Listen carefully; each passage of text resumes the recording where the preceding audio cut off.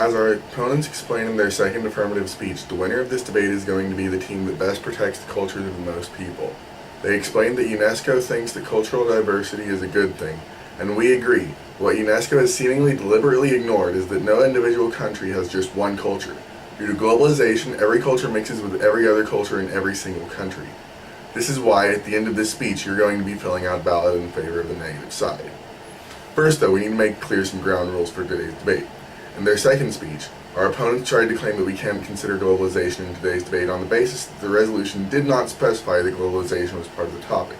But this is a ridiculous standard.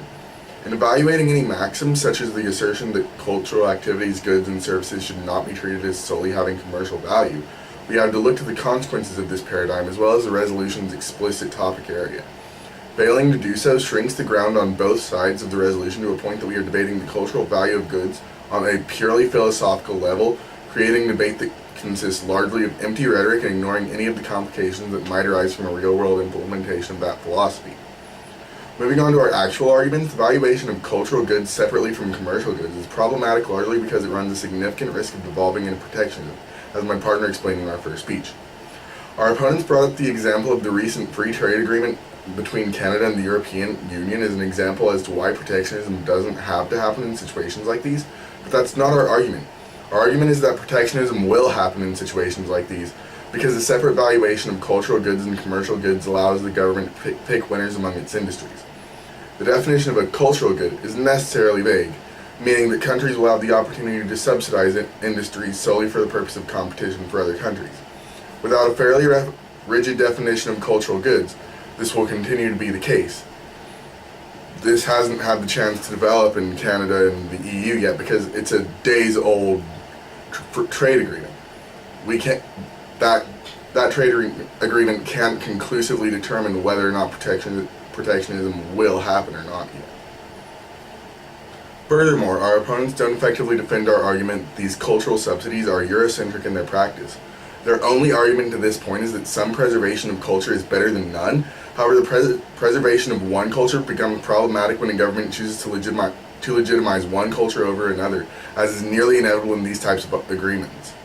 The essence of what is Canadian or French or American varies from person to person, and culture is culture, and culture to culture, and policies like these deem it necessary to pick an argument in that argument. Given that certain cultures are more native to a country than saying that certain cultures are more native to a country than others can quickly devolve into racism and xenophobia.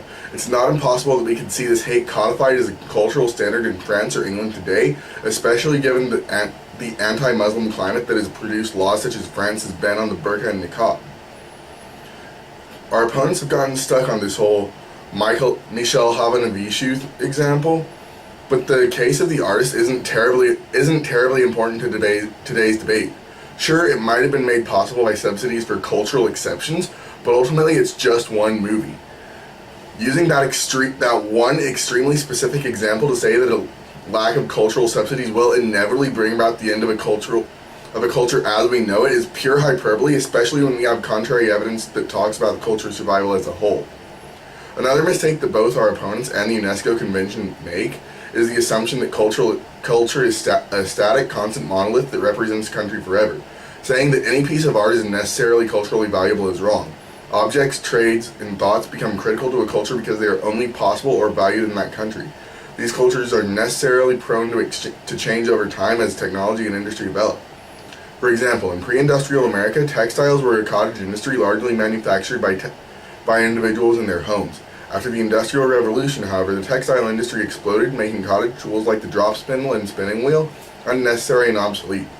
Our opponents would have you believe that this means we should have subsidized the at-home textile manufacturing industry because it was culturally relevant to us at the time, despite the fact that the Industrial Revolution made it wildly inefficient and obsolete. According to the affirmatives line of thinking, cultural shifts shouldn't be possible. You can also take this line of thinking to its logical conclusion in order to preserve morally reprehensible parts of culture such as slavery in the American South or minstrel shows. After all, those were definitely a significant part of the South's culture for a solid 120, you could argue up to 300 years, even further. The best question to ask in a situation like this is, where do we draw the line between something that is culturally valuable and something that is not?